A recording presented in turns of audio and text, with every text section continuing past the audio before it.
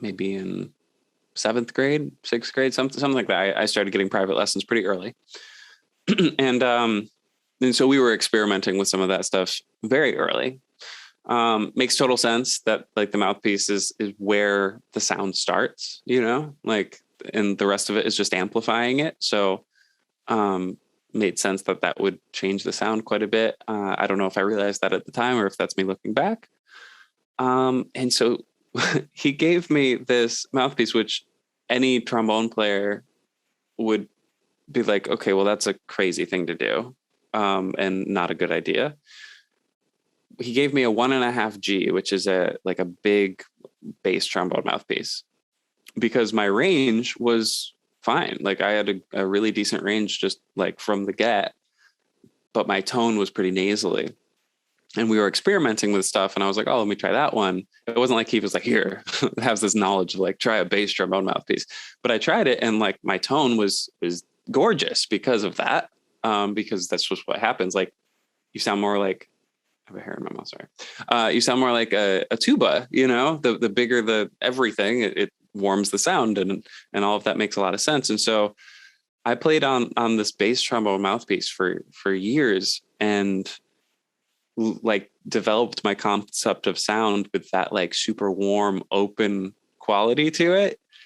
And it also made range difficult. That's what happens when you play on a bass. I mean, low range was great, but high range, it was like playing with weights on, like strength training in a way. I don't recommend doing this. It's just what happened for me, and that was my journey. So by the time I got to high school, my then band director was like, what are you doing playing on a bass drum on mouthpiece? Which fair.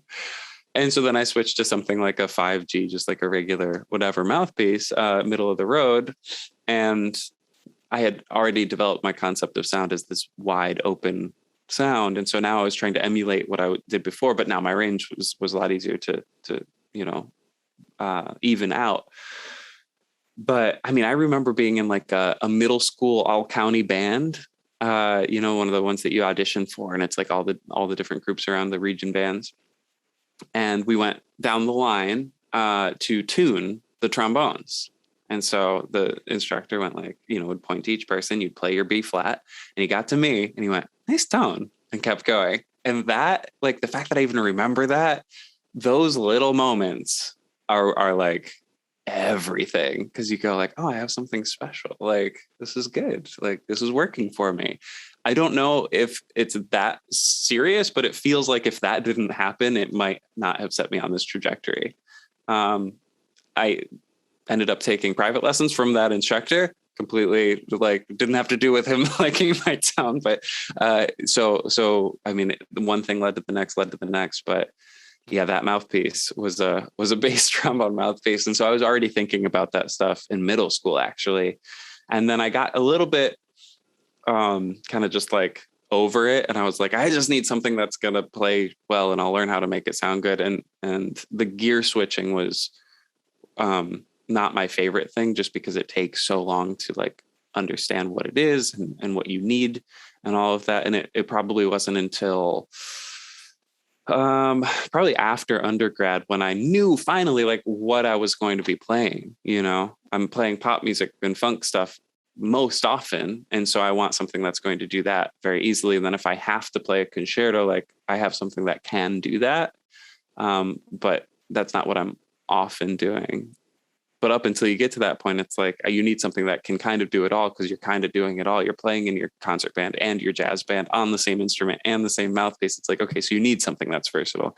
So the needs of that gear actually change, I think, as you figure out what you're doing.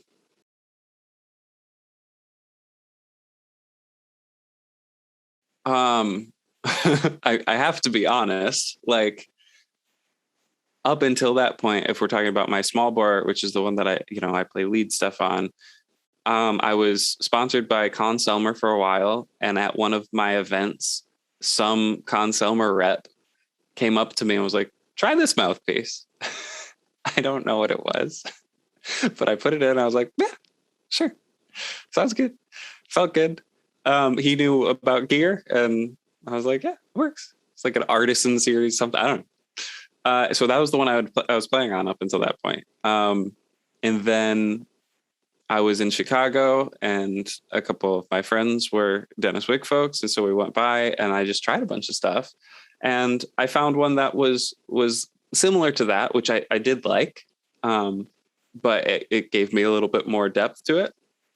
And it felt similar, and just as versatile. And so that was good. It felt good and I could play on it. But the large bore, I was playing on this Heritage series that I had never felt anything like that. So that was kind of the difference, was feeling all of those different kinds of styles of the same mouthpiece. Because usually you don't get that. You have varying different companies making them different ways and different styles and different heaviness of metals. And so you don't actually get to compare them that specifically.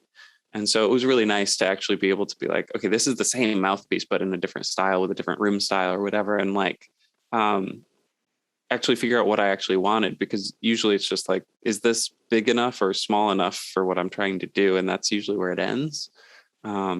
So yeah, that was kind of neat to play on that. And now I'm experimenting again, to maybe try like just the classic version of the mouthpiece that I've been playing on a Heritage series with. So, yeah, those kinds of more specific changes I enjoy a lot more than like completely switching the mouthpiece, just because, yeah, like I said, it takes so long to like get used to it and then decide if it does all the things you need it to do, versus it feels the same. If a Heritage series versus classic versus heavy, like it feels the same on your lips, but you can actually, start to think about the nuances, because now I'm already used to that mouthpiece. So if I try the other, version of it, I don't have to get used to it. It's just like, okay, I can tell the differences. But so that was really cool. And I don't think many other folks offer those different options. I mean, maybe there used to be like a megatone, remember that? Which is kind of like a heavy top, I guess. And I bought one of those early on because I thought it was going to make me good, but you learn. Well, and that's like what I enjoy working with Denis Wick, because you get the heavy top to classic to a lighter weight version. There's so many different options in the same size. Like if you find a size that you like, that you really can educate yourself on what a mouthpiece is doing for your tone. And tone is the first thing you should be thinking about when you're looking for a mouthpiece. What do you want to sound like?